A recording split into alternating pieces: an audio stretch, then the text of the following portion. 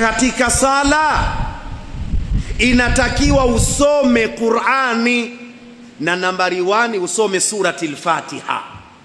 Nimetoa mfano darasani leo. Na walio wengi sala hawana.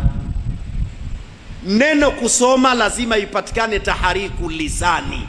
Anayejua fiqh kama yupo atanisaidia.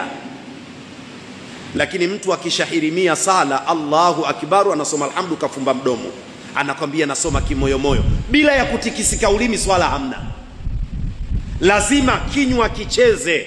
Ukifanya hivi tu wewe hujasoma, wewe umefikiria kama hivyo ni kusoma, hata chooni inaruhusiwa. Hiyo hata chooni inaruhusiwa.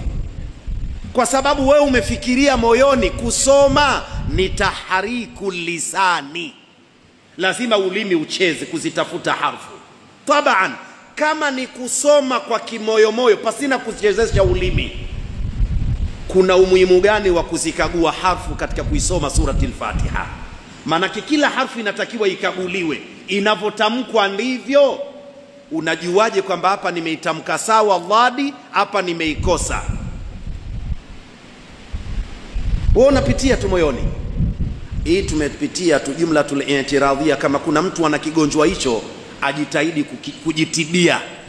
Na kama ndugu yake hatuswali kwa kufumba kinywa na kufikiria, lazima usome. Lazima, wa ila na sala hakuna. Narudia,